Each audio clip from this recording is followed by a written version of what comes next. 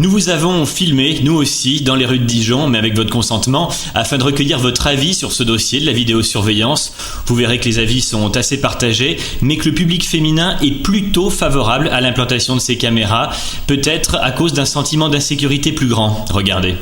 Oui, moi je pense que c'est la contrepartie de la tranquillité qu'on recherche. Bon, c'est vrai que c'est un peu embêtant parce qu'on est filmé, mais je trouve qu'il vaut mieux être tranquille plutôt que d'éventuellement avoir une espèce d'atteinte à la vie privée. Enfin, moi, je le ressens pas comme ça en tout cas. Ça vous dérange pas que des caméras vous aient observé depuis une demi-heure, là aujourd'hui par exemple, lors de votre promenade? Absolument pas, dans la mesure où on n'en fait pas un usage mauvais. Pour moi, je suis complètement indifférent par rapport à ça. D'abord, on le voit pas, donc ça me touche pas. Par rapport, j'ai souvent à Liverpool voir des matchs de foot. Et par rapport à l'étranger, surtout en Angleterre, il y en a beaucoup moins. Ici, en France, donc quand on est à Liverpool, ils savent que dans tel magasin, à telle heure, on a fait ci, on a fait ça. Mais pour moi, ça résout pas forcément les problèmes parce qu'il y a toujours autant de bagarres là-bas. Je me sens plus en sécurité, oui, surtout j'ai une petite fille qui va avoir 12 mois et je sais que j'ai beaucoup de mal à me promener au centre-ville avec elle parce que vous faites interpeller toutes les 5 minutes pour de l'argent. Si vous en donnez pas, vous vous faites insulter. Moi, je travaille au centre-ville. Tous les jours, je vois des cas assez... Oui, qui font peur, quoi. Donc, je me sens plus en sécurité d'être filmée. Est-ce que les caméras ont réellement changé quelque chose? Oui, par exemple, il y a une rue juste derrière de la FNAC où il y avait beaucoup de jeunes plus ou moins dangereux, faut le dire, et maintenant ils n'y sont plus. Donc pour moi c'est mieux. Est-ce qu'à votre avis ils n'y sont plus ou est-ce qu'ils sont simplement partis quelques mètres plus loin, hors du champ de la caméra? Oui, ils sont partis un peu plus loin, mais s'il y a d'autres caméras, peut-être qu'ils vont définitivement partir, du moins on espère. Je trouve que c'est une atteinte aux libertés et donc je suis absolument contre. Voilà.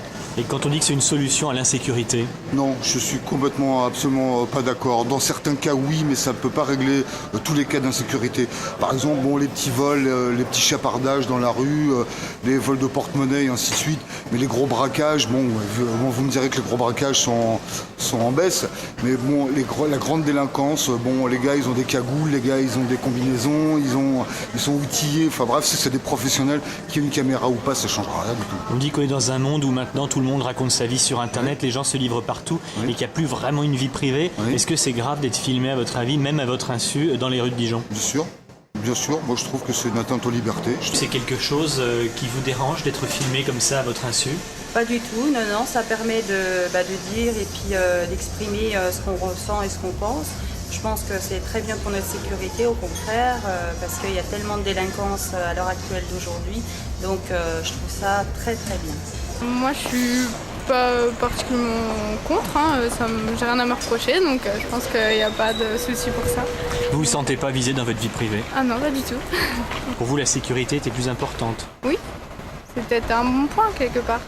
Non, mais par rapport à l'utilisation de la vidéosurveillance, ça peut être bien, mais dans certains cas, si c'est utilisé à bon escient. Après, c'est vrai que dans le cas où il y a des agressions ou quoi, ça peut être utile pour voir après vraiment ce qui s'est passé, mais généralement, moi je trouve que c'est pas forcément une bonne idée, parce qu'après, ça touche quand même notre vie privée quand même.